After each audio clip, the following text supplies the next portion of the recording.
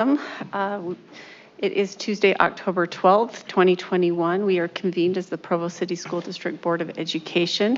The time is 7:05. We're meeting at 280 West, 940 North in Provo, Utah. And we will begin with a roll call. We'll start with Derek Anderson. So, Derek Anderson, Business Administrator. Dina Hales, Board Member. Jennifer Partridge, Board Member. Rebecca Nielsen, Board Vice President. Melanie Hall, Board President. Keith Rattel, Superintendent. McKay Jensen, Board Member. Terry McCabe, Board Member. And we excuse Nate Bryson this evening. So, is there a motion to convene? I move we convene. Second. Okay, we are now in our business meeting. I get the opportunity to begin with the opening remarks, and I just wanted to give a big thanks and shout out to we had the opportunity to do the test to stay this week at one of our elementary schools, and not something I hope we have to repeat ever, but I want to give a big shout out that they did a fantastic job, and everybody who participated in that, it went very, very, very well. So we appreciate all that went into that from the state health department, from the county health department, and so many people from the administration and the school and volunteers. It was really well done, and we really, really, really appreciate it. So thank you. But if you would join me in a word of prayer.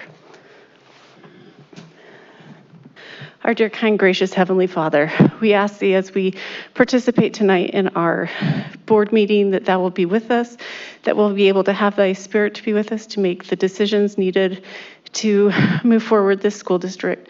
We're grateful for all the many blessings and for the moisture that we've been receiving around the state. We ask Thee to please bless those that are in need of comfort for COVID and any other situations that they might be comforted during this time. We're grateful for everything that Thou hast blessed us with, and we say these things in the name of Jesus Christ. Amen. All right, next we're going to have the Pledge of Allegiance, and Clay Bingham, our Director of CTE, will lead us in that. Would the audience please arise for the pledge?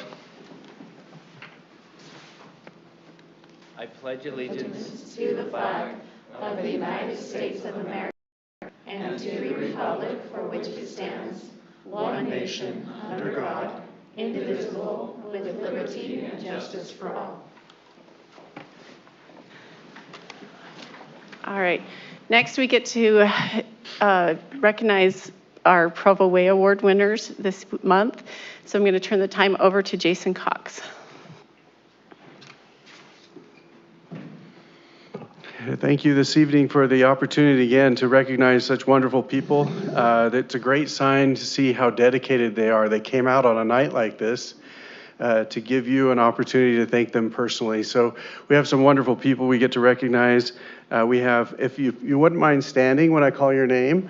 So we have Jonathan Haney, Deborah Snyder, Zoe Hawley, Amy Black, and Karen Ferreira, who are our winners for this month. And so we have a video that we'd like to watch, and then after the video, have each of you come up and go along the front here and allow our board members to thank you personally for the work that you do.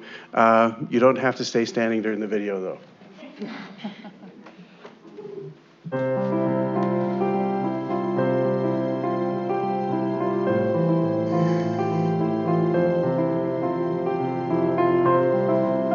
Good morning. Welcome to Amelia Earhart Elementary. We're here as the celebrations committee today. We're excited to be able to award someone with the Provo Way Award. Today we get to award Jonathan Haney, and he's here with us this morning. We're so excited to be able to give him this award for his great work with the students here at Amelia Earhart. And we're going to turn some time over to our board member, Terry. Jonathan, congratulations on behalf of the... I want to give it. Okay. On behalf Thank of you, Jonathan. the school board. One Jonathan to another. Congratulations, and I'll turn it over to Amanda and John because they're the ones that nominated you. Oh, thank you. We nominated you because you went out of your way. The day when my son got on the bus by accident and I still had to count medicine, and You went out of your way. You did not have to go to my house, sit there for the bus, and make sure my son was safe. This shows how much you guys care about the kids, and I know my kid's in a good school. Thank you. You're welcome. We're happy to have you. Good morning, everyone. We're here at Lakeview. We are the Celebrations Committee, and we are here to honor one of our finest employees, Deborah Snyder. On behalf of the Board of Education, I want to say congratulations and thank you for everything that you do for us. Thank you. Lakeview has the highest percentage of wellness participation in the district. Yay. And a lot to do with that is because of Debbie. And a wonderful staff. Yeah. All because of Debbie. Yeah. She has her dedication and her caring for the wellness program and for her fellow employees are just over the top. She is just amazing. She tries to hit and touch and talk to every member of her staff to engage and to encourage them to do the wellness program, and it sure does show. She is great. She makes these wonderful bulletin boards for the Virgin Pulse Challenge, and she has at least 4 or 5 teams every time we do a challenge. She goes to the health screenings over at Provo High. She's on those just to encourage her fellow employees, not to have her wellness screening because she's already done, but she goes there to motivate them. She is Lakeview's biggest cheerleader for wellness, and she encourages me to be better at my job. So congratulations. Thank you. You make us a better team. Oh, thanks Congratulations. so much. Well, welcome again. We are at Dixon Middle School, and we are the Celebration Committee, and we are here to surprise Zoe Holly with the Provo Way Award. So let's go surprise her. So on behalf of the Board of Education, we want to say congratulations and thank you for everything you do in this school. We've heard awesome things about it. So congratulations, that's for you. You just do so much for the school, and you're so positive, and you're never afraid to be like, oh, I'll help you out, I'll help you out, I'll help you out. And that's great. Jim, you have Mrs. Holly? Is she awesome? Yes. Yeah. So, congratulations. I'm so happy for you. One more big hand, everyone.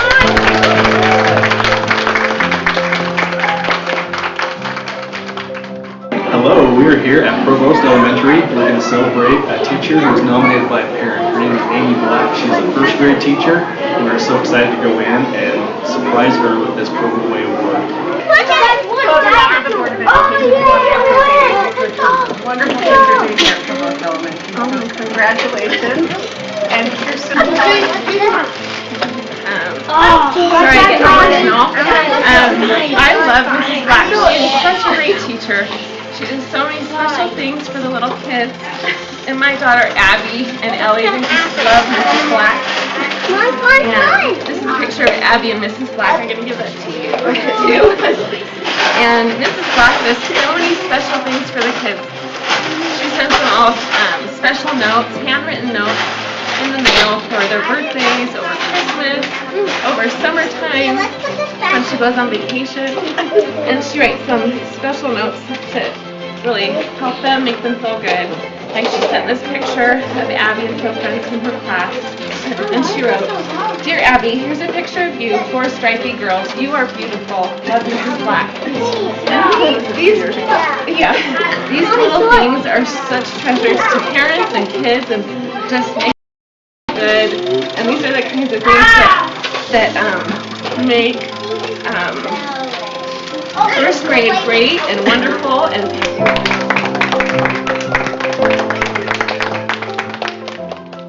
Hello, we are the Celebrations Committee, and we are here at Spring Creek to honor one of our fantastic custodians, Karen Ferreira.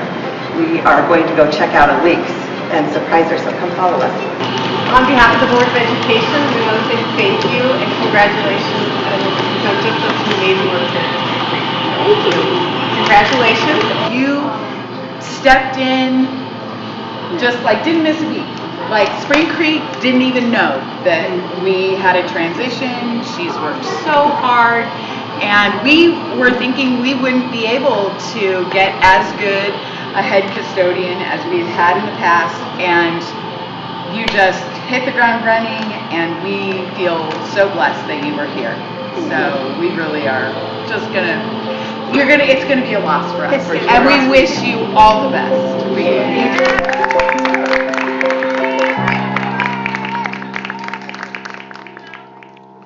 Let's give them a round of applause.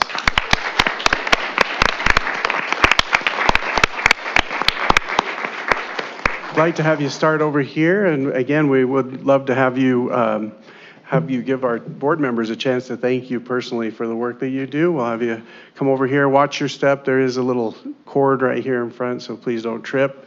Oh, this way. Yeah, right here. Thank you. Thanks, John. Thanks so much for everything you do. Good job. Good job, Jonathan. That's a good story. So great. Thanks so much. We love you. Whatever your new thing you're doing is great. Thank you so much. Very good. Thanks so much. Congratulations. Good job. Amy. Congratulations. Great job. Great work. I'll have to spend this no. It's so funny.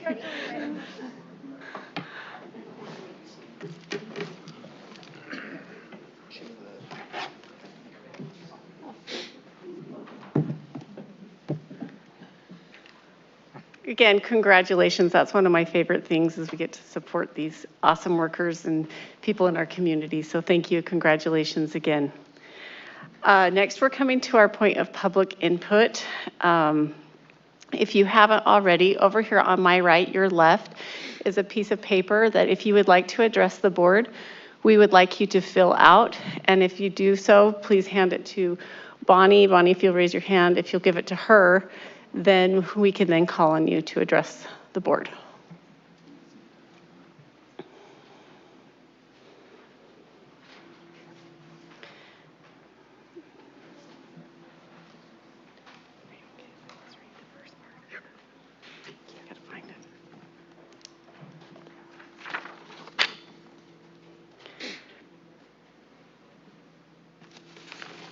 I'm just going to read this one little quick statement while we're waiting. Board meetings are conducted for the purpose of carrying on the business of schools and therefore are not public meetings, but meetings held in public. All meetings shall be open to the public except when these matters as prescribed by law are discussed. Okay. First we'll have Eric Bybee.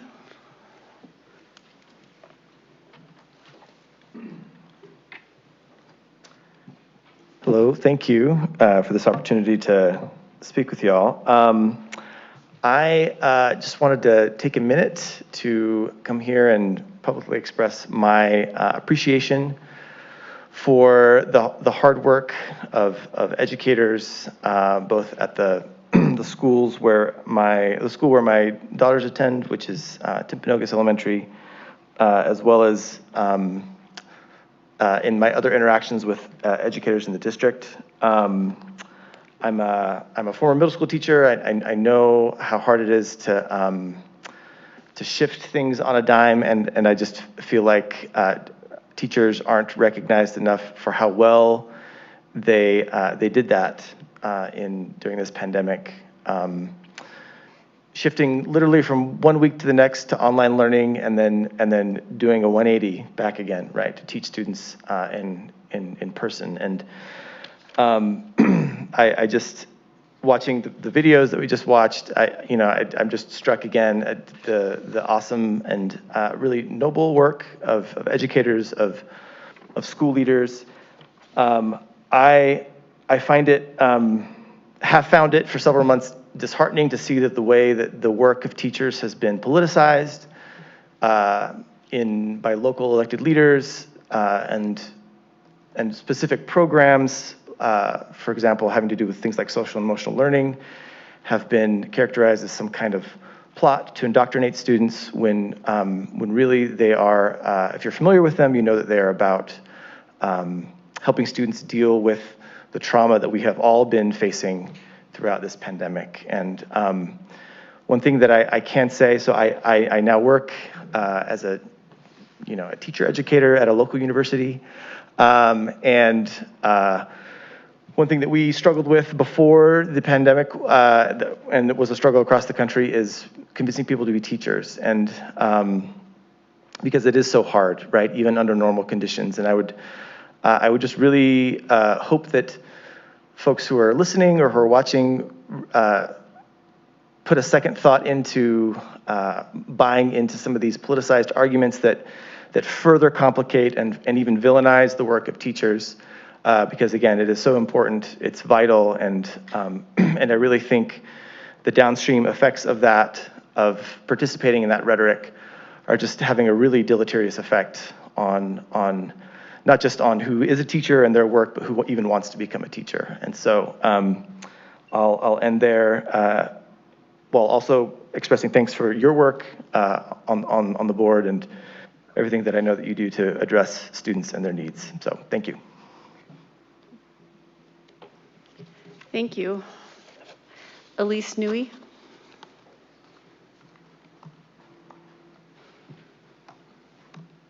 Hi. I just also wanted to express publicly my thanks for public school teachers and Provo district in particular. I live in the Rock Canyon area, but my daughters go to Timpanogos.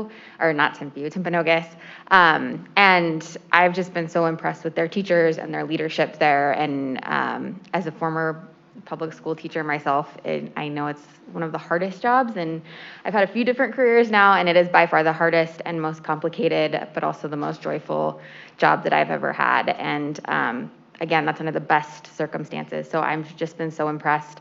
And I also wanted to thank all of the social workers. I love the social worker at Timpanogos and the counselors there, and the way that they've used their expertise and their professional learning to choose curriculums like our social emotional learning curriculums to really better the lives of our students and our communities. Because I know that I send my daughter to public school and to Timpanogos in particular, not just to be academically challenged, but also to learn how to be a better person and to be a better friend and to problem solve and to have empathy. And public school and school in general would not be what it is without those skills as well. And I want her to be a successful citizen in our country and our community. And I know that that's what that curriculum and all of these leaders that are at her school help her to do.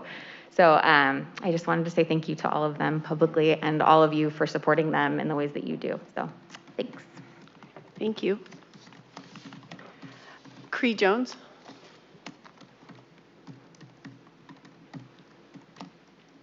I thank you all for the opportunity to be here. I just want to echo sentiments that were expressed by Eric and Elise.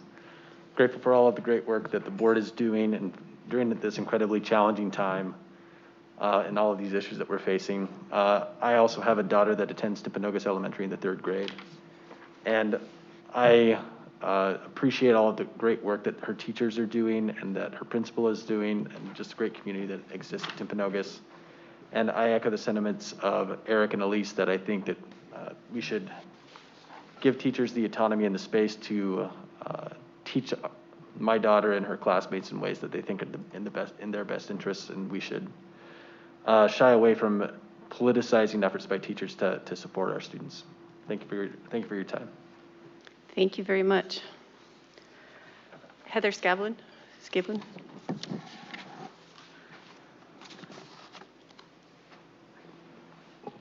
Hi, I am also a parent of 2 kids who go to Timpanogos, so we're here to represent, I guess.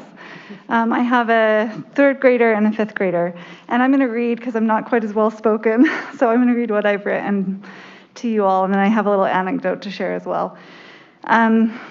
Social emotional learning is a necessary part of children's learning, especially in this pandemic. We have many kids in our schools who need to learn basic labeling of emotions and how to manage those emotions. And I will just say that my kid, my oldest, is one of those kids who has needed that throughout his time in elementary school.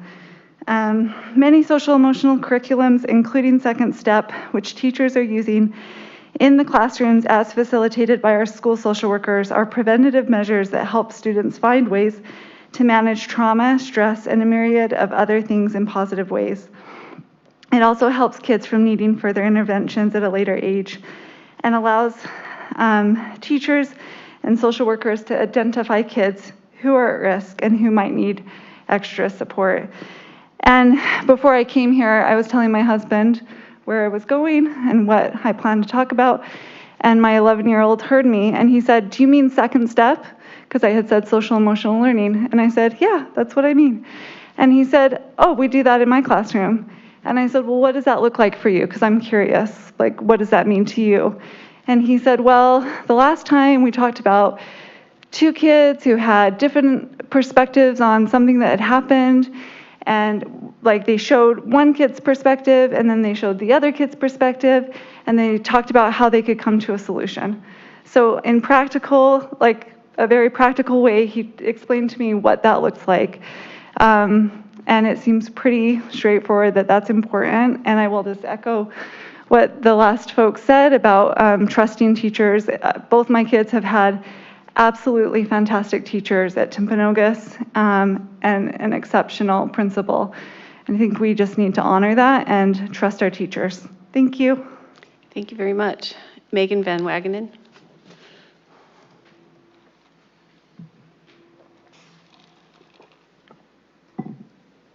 Hi. So I am here as well. I have kind of been watching in our state what's kind of been going on at different school districts and at our state school board level, as others have spoken about a little bit tonight, and have been concerned about our own district and curious kind of what is happening in our district with social emotional learning and what our program is, which I have learned as second step. And my oldest too talked to me about doing that at Dixon. It's been something that's been useful for her. And so I too just want to make sure that you guys know, as a parent of 4 children in our school district, that I support having a second step program in there. I think it's important. And I also think, we need to trust that our teachers can use this resource and this tool to help our kids. I did, my 8-year-old, when I was tucking her in a couple days ago, just started talking to me, and she was telling me about the lockdown drill they had at school. I was like, oh, tell me about this. And she was very matter of fact, but very concerned about when people would come in and what would happen to the office people, because they would be the first people that would be seen, and how would they get under their desk soon enough, and what if the person that came in with the gun was pretending to be the police officer, so when that knock came on the door, it wasn't right. So we talked through that, and then as I thought about kind of social emotional learning, I thought, we're asking our kids to do these type of things. They need this kind of emotional learning too, to like navigate this. And I know that it kind of can maybe feel off topic, but I think that it relates as they emotionally mature and have to navigate these hard complexities in our world. So, and I agree, we need to trust our teachers. And if there's something that comes up that I'm like, oh, let's talk more about that, it just allows for a discussion, which I appreciate. So thank you. Thank you very much. Is there anyone else that would like to address the board? Okay, seeing none, I just want to say thank you for the level of civility that we had here tonight. I know that we just listen and we don't have a back and forth debate with you while you're talking to us. Feel free to reach out to us if you have any other further questions. We're happy to talk to you and discuss this. But from what I could hear from tonight is that there's support for our SEL and Second Step program. So thank you for being here tonight. All right, moving on. I'm going to close the public input part. We're going to go into our first business item, which is to approve specific educator licenses. Jason Cox, would you be willing to talk about that a little bit? You bet. Thank you. Each year we are required by the State Board of Education to provide to you the names of people who are not fully qualified in their assignment. And so we've provided that list tonight. We'd ask that you review that and approve those people to be sent on to the State Board of Education for their approval. These people are working on current licenses. They come from kind of all different realms of working on getting to that level of being fully licensed. And we write these licenses so that they are legal to be in the classrooms and support our students throughout the district. Okay, is there a motion on this? I move that we approve the LEA specific educator licenses. All right, motion made by Board Member Partridge. Is there a second?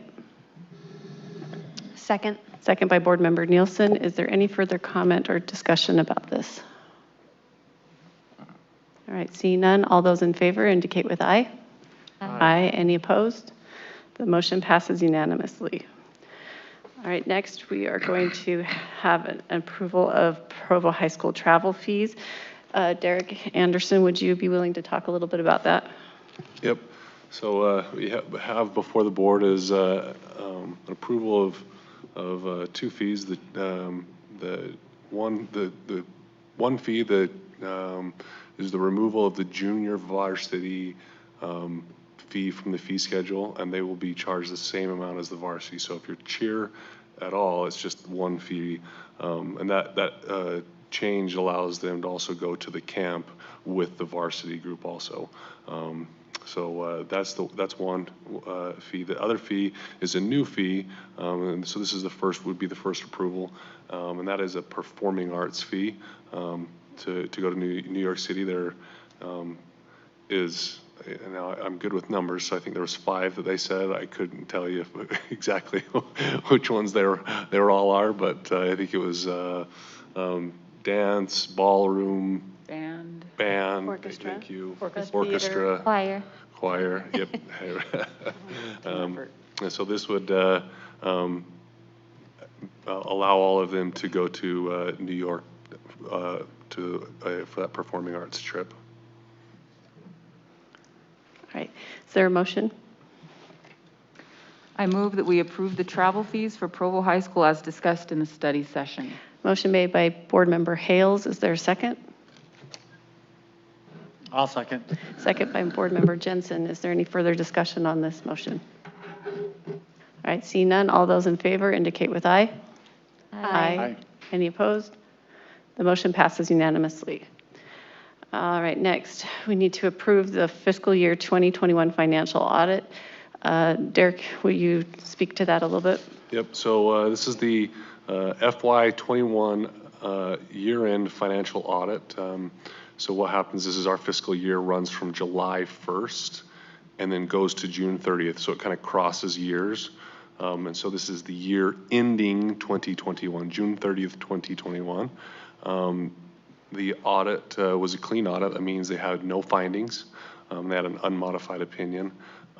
Devin did an amazing job, and you know, kudos to all of the financial secretaries, our purchasing agents, you know, all of the directors for following purchasing guidelines.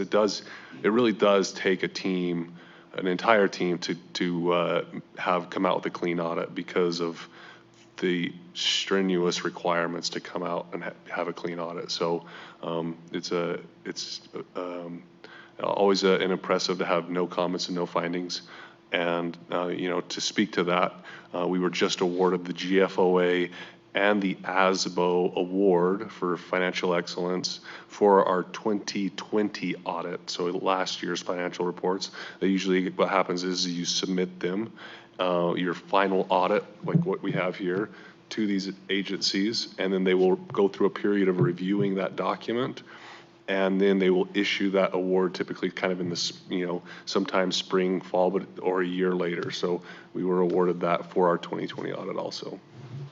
And we will be applying for it for our 21 also. All right, thank you. Do we have a motion? I move we approve the final fiscal year 2021 comprehensive annual financial report and audit as reviewed at the October 1st board meeting. All right. Motion made by Board Member Jensen. Is there a second? Second that. Second by Board Member Partridge. Is there any further discussion on this? I just want to say thank you to our financial team. They did a great job. So, any further discussion? All right, all those in favor indicate with aye. Aye. Any opposed? The motion passes unanimously. Derek, will you talk about the large purchase request? Yep, so what you have before the board is a replacement of, so last year we updated our card readers for about half of our district, which had improved security measures.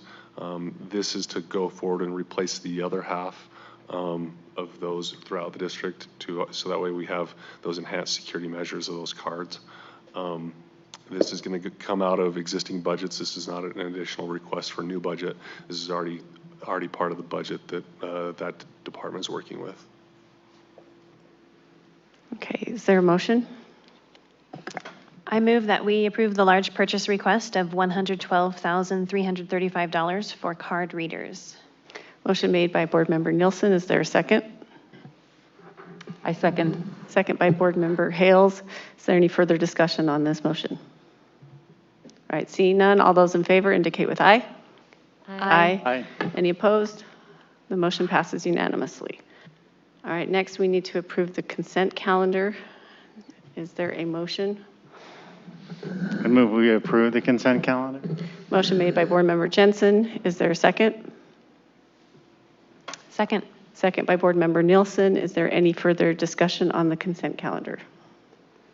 All right, seeing none, all those in favor indicate with aye. Aye. Aye. Any opposed? Motion passes unanimously. Next, we will have a board member report by our board member, Rebecca Nielsen. Okay, my report this month, my 3-minute report, is a report on a recent part of a conference that I attended. There's a partnership between BYU and several school districts in the area called CITES, and the acronym stands for something I can totally not remember at the moment. The Center for something. Improvement of teacher education. And schooling. Schools. So it's something really great. Anyways, we had our first of a few meetings this last week, and the subject of the meeting was democracy being taught in public schools. We had some incredibly great and enlightening discussions, very thought-provoking discussions. We had some hands-on type activities, and the point of these meetings is to help teachers and administrators within the district become better at what they do. And there's just one quick thought that I want to share from something that I learned while I was there. There are 11 conditions of democracy as put forth by a man with the last name of Sauter, who wrote an article that has, and it's really interesting to think about these particular conditions that have to be present in order for a democracy to function the right way. But one of the conditions is that there has to be respect for civil discourse. And there is just a statement he makes that is really interesting because it just applies so much to the day and age that we live in right now about this particular topic. And he says, if people cannot talk to each other, advance ideas, adduce evidence, and weigh and consider options without resorting to physical or verbal violence, democracy will have difficulty surviving. And I feel like we've seen examples of this recently all over in our own community and nationwide, both good and bad, both positive and negative. You know, of all these 11 conditions, there's some that I thought, oh, we're good on that part, but we really need to work on this. And so I was just really grateful tonight to see a lot of respectful, civil discourse happening right here in our school board meeting, and grateful for that. There have been meetings where we haven't really seen that, and even sometimes not as negative of a degree as we have seen in other neighboring school board meetings. And to be clear, this is not an effort to shut down discourse. This is just simply an effort to say that we want it. We want to hear different opinions. We want to know the sides so that, especially us as school board members, or I'll speak for myself, but these guys can agree if they want, I can't make good choices unless I know all the sides, all the opinions, all the thoughts. And so we welcome that. We just, according to one of these conditions, I just love the idea, though, that it comes respectfully and civilly. So I wanted to just highlight that as one of the great things that we talked a lot about this weekend and learned a lot about. And I look forward to more of these great meetings and discussions to help even improve my work on the board. And that's my report. Thank you. All right, Superintendent. Thank you. As you look at the travel report, there are a number of trips that I have approved.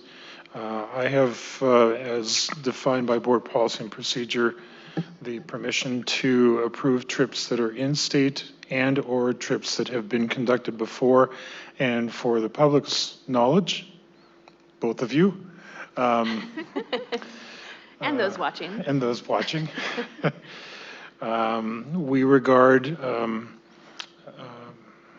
Las Vegas as part of Utah because it's so close and it's a common destination for a number of different school events, school competitions, etc.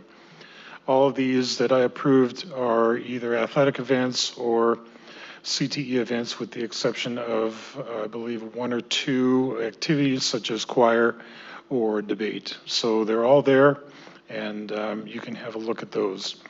I also want to thank Officer John Orgill for being here tonight, and we appreciate your presence. Anytime you want to attend, you're always welcome. Thank you. And I also wanted to pass along a thank you to my staff. Well, first of all, I'd like to thank the teachers and the staff in schools. We sent out, the board and Bonnie sent out some Shirley's rolls just as a little thank you to everybody throughout the district just for a good start that it's been.